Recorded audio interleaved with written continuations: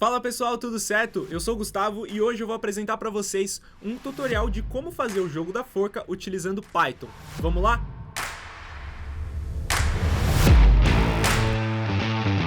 Bom, e para programar eu vou usar o Visual Studio, o VS Code aí como IDE. Muitos de vocês já podem conhecer ele, mas eu só preciso fazer um adendo aqui primeiro que o meu tem alguns plugins instalados, tem algumas personalizações que não interferem nada ali no resultado final do código.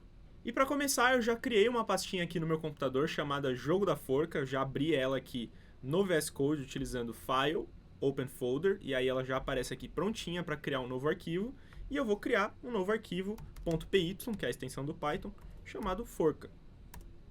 Prontinho, agora eu posso começar a escrever meu código. Antes de tudo, eu vou fazer duas importações que vão ser importantes para algumas coisas que eu quero estabelecer aqui no meu programa. A primeira é da biblioteca OS, que é a sigla para Operational System, que é uma biblioteca de comandos do sistema operacional. E a segunda é a do random, porque eu vou querer sortear uma palavra de uma lista de palavras que eu vou declarar mais para frente, para poder pegar uma aleatória e não usar sempre a primeira como seria a regra. Pois então, para começar, eu quero primeiro criar uma telinha de boas-vindas, onde eu vou perguntar para o jogador o nome dele e exibir uma mensagem ali, seja bem-vindo, e pressione Enter para começar. Para isso eu já deixei os comandos aqui já copiados para agilizar um pouco, mas antes de tudo eu primeiro preciso criar uma variável chamada nome, onde eu vou pedir um input da pessoa ali, vai exibir uma mensagem, digite seu nome, ela vai digitar, o programa vai ficar esperando, né, esse input, e aí, a partir daí, a gente vai para a próxima linha, que no caso vai ser esse print aqui embaixo, onde eu estou colocando já a mensagem de boas-vindas, olá, seja bem-vindo, vamos começar a jogar. E para exibir o nome, eu estou utilizando aqui fstring, com a variável que eu acabei de declarar lá em cima. Um detalhe bacana de se mencionar, lembrando aqui que o Python, para ele tanto faz você colocar aspas duplas ou simples, vocês podem ver que eu coloquei duplas aqui primeiro e simples aqui embaixo, no final isso não vai ter diferença nenhuma no código. Colocada a mensagem de boas-vindas, eu quero definir ali que o jogador precisa pressionar Enter para iniciar o jogo de fato. Como é que eu faço isso? Como é que eu digo para o programa que ele precisa esperar uma resposta para iniciar a próxima parte do código? Utilizando input. Então eu vou colocar aqui um input, ele vai esperar alguma ação, né, com uma mensagenzinha, pressione Enter para começar, e assim que eu tiver essa interação, o programa vai reconhecer e começar. Eu também estou utilizando aqui um caractere especial que é o _n, que vai gerar uma quebra de linha ali para ficar mais bonito, mais organizado no meu console. E também prezando pela estética e organização do programa, eu estou utilizando aqui o os.system, que vem da biblioteca que eu importei lá em cima, para poder utilizar o comando cls, que é aquele comando que a gente usa aqui para limpar o console e deixar ele bonitinho. A partir daqui, antes da gente seguir com o código, vamos primeiro entender como funciona o jogo da forca, para entender também o que nós precisamos declarar aqui e descrever no nosso código.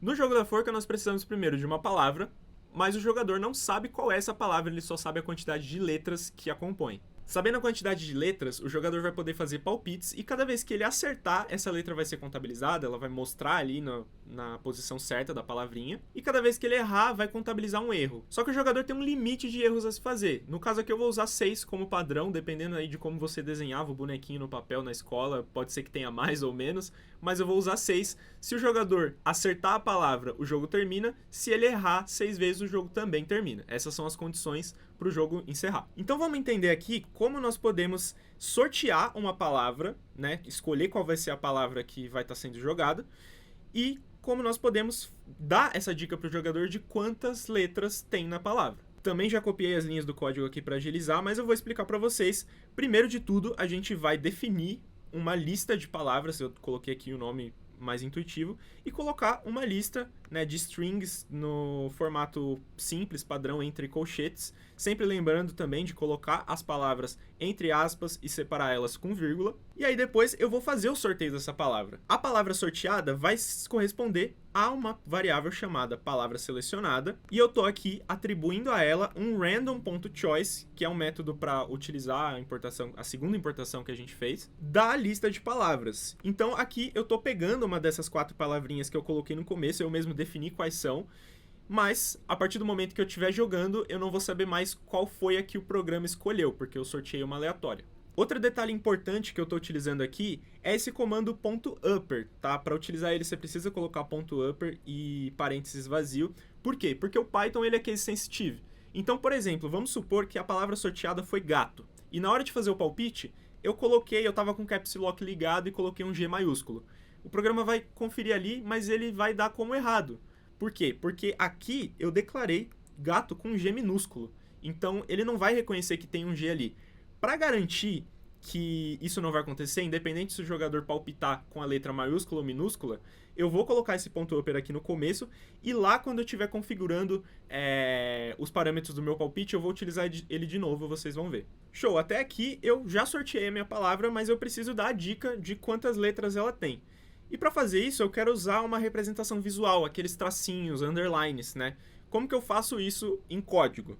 Primeiro definindo uma variável chamada tamanho palavra aqui, e eu vou atribuir a ela o comprimento da palavra selecionada, que é o que a gente definiu aqui em cima. Para usar isso, para fazer isso, na verdade, eu estou utilizando o método length para ler o comprimento ali do item da minha lista e atribuir isso a essa primeira variável aqui.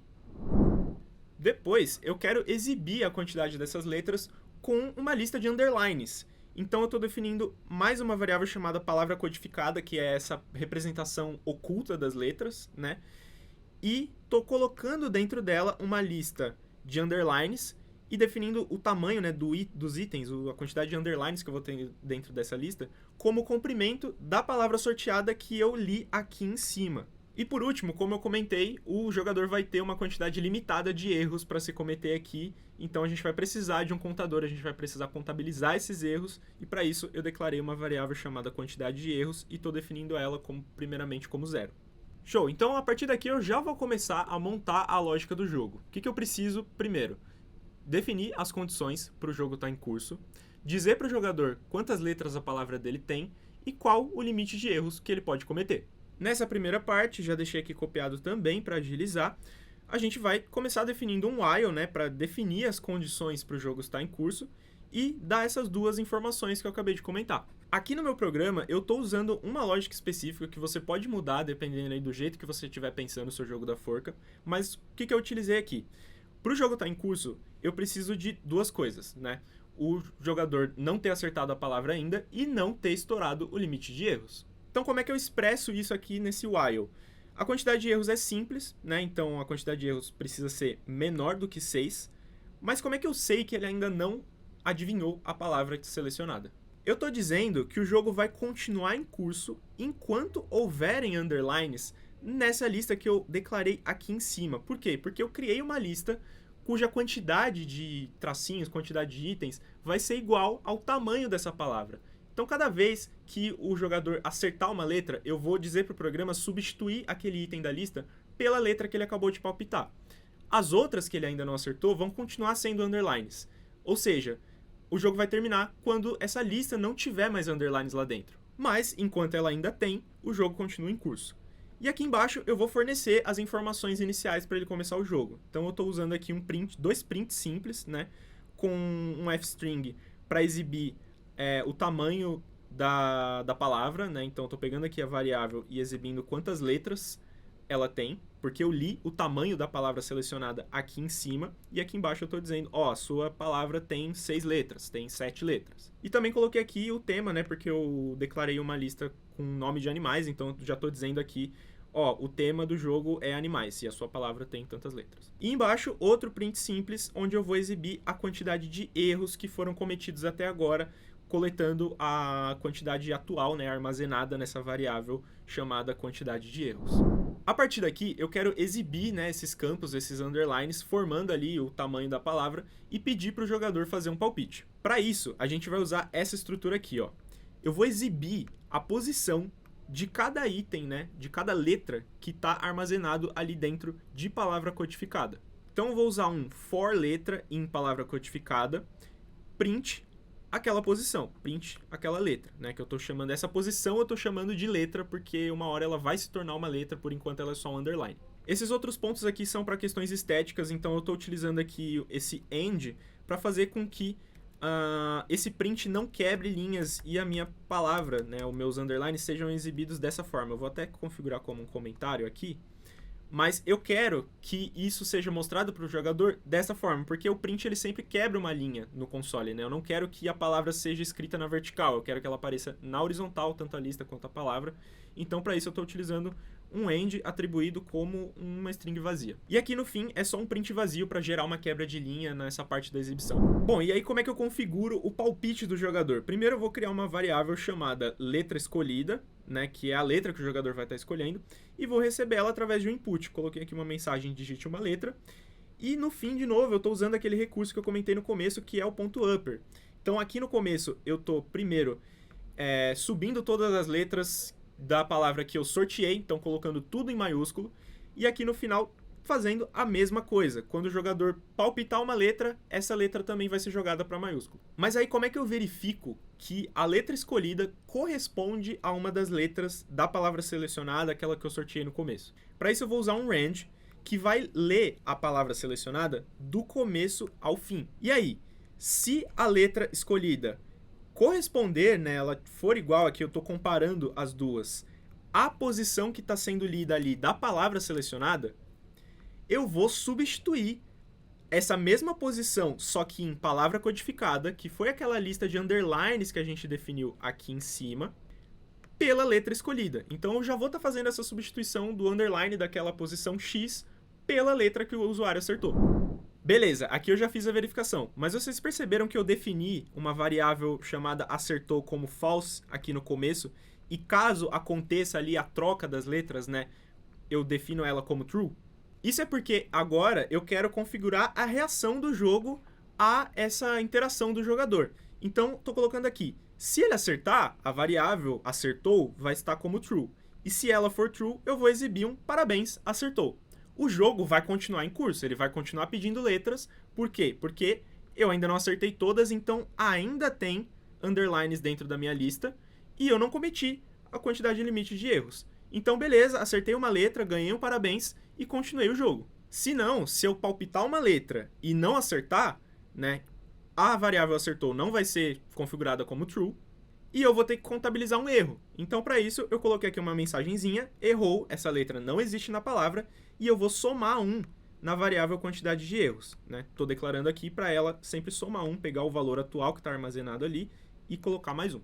Nesse ponto aqui, pessoal, o jogo já está quase pronto. A gente só precisa definir o que acontece quando esse while terminar, né? Então, quando ele terminar, o jogador vai ter ou perdido, porque ele cometeu 6 erros, ou ganhado, porque ele acertou todas as letras da palavra. Então, se as condições não forem mais atendidas, a gente precisa exibir uma mensagem de vencedor ou de perdedor e terminar o jogo de fato. Então, eu vou vir aqui fora de todas as indentações e colocar um outro if, né? Então, se a quantidade de erros for igual a 6, eu vou exibir uma mensagem de você perdeu, desculpe, ou se não, você ganhou. Então, recapitulando aqui, essas são as duas condições para o jogo encerrar. Ou o jogador vai vencer, porque ele vai acertar todas as letras e não vai ter mais underlines dentro daquela lista, ou ele vai perder, porque ele vai cometer 6 erros e esse contador vai estourar.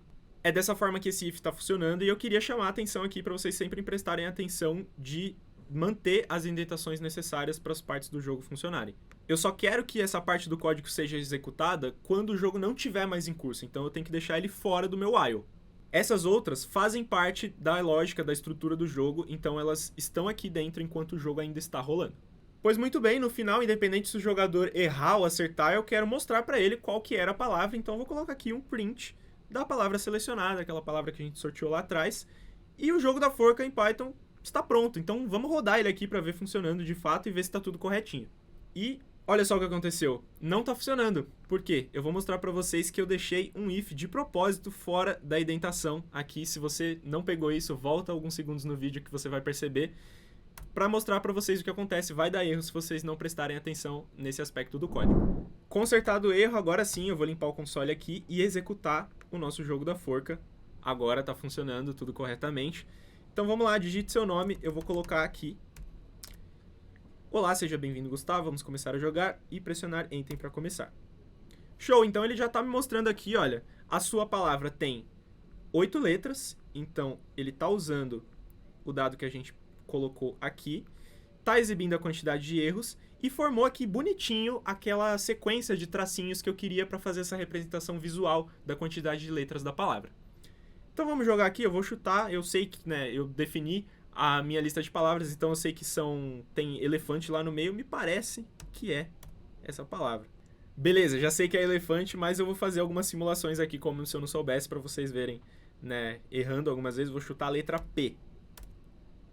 Boa, contabilizou um erro aqui. Vocês viram que eu tô colocando aqui no console as letras em minúsculo e ele não tá dando nenhum erro ali, ó. Se eu colocar a letra L em maiúsculo, ela vai ser contabilizada.